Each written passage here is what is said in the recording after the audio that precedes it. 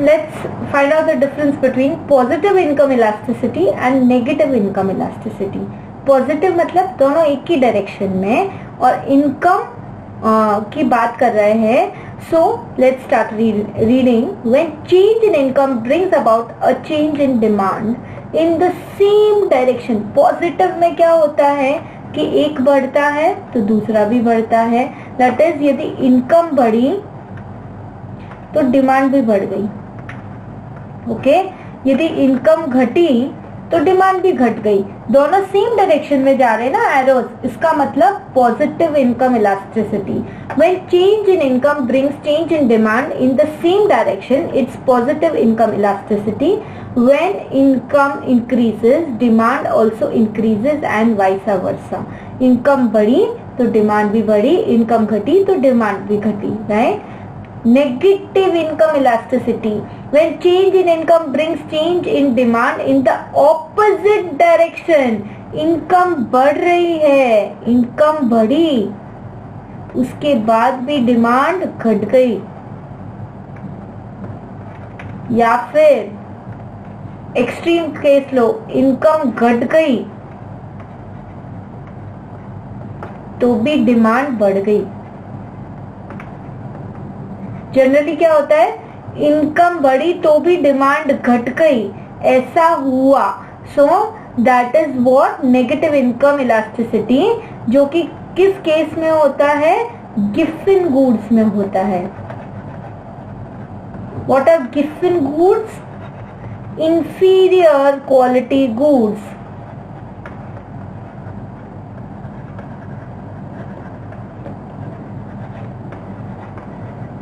Giffen goods are inferior quality goods. Inferior quality goods के case में क्या होता है, जब मेरी इनकम बढ़ती है तो मैं उनकी डिमांड कम कर देती हूँ क्योंकि अब इनकम बढ़ गई है. So I can afford to buy normal goods. So why will I buy inferior quality goods? For example inferior quality के फूड ग्रेन्स. जब इनकम बढ़ गई तो अब I can afford normal food grains, so I will not buy inferior quality, तो उनकी demand घट जाएगी. Okay. Second point, positive income elasticity is found in case of normal goods. Normal goods में ऐसा ही होता है, जब इनकम बढ़ती है तो डिमांड बढ़ जाती है.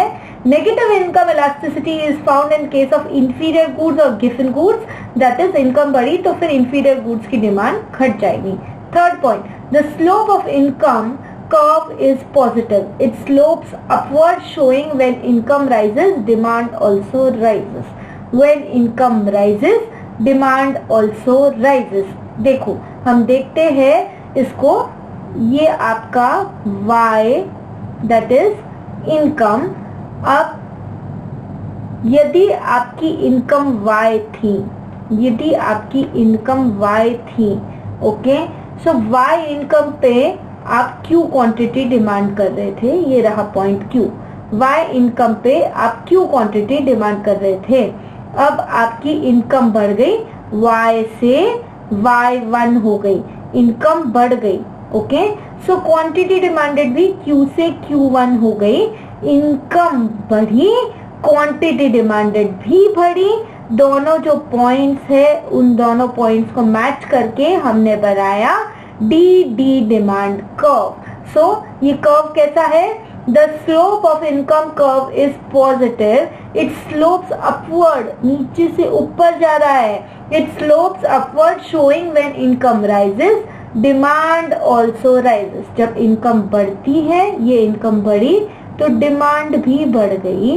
यहाँ पर इनकम बढ़ी तो डिमांड भी बढ़ गई. नेगेटिव में क्या होता है वो ध्यान देंगे. देखो y इनकम थी, ओरिजिनली y इनकम थी, तो मेरी क्वांटिटी डिमांडेड थी Q. तो y इनकम पे मैं Q क्वांटिटी डिमांड कर रही थी.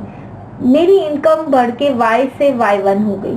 y से y1 इनकम बढ़ गई, लेकिन क्वांटिटी डिमांडेड कम हो गई इनकम बढ़ने पर, तो Q से Q1 हो गई, क्वांटिटी डिमांडेड घट गई. सो y पे Q क्वांटिटी डिमांडेड था तो ये पॉइंट मिला.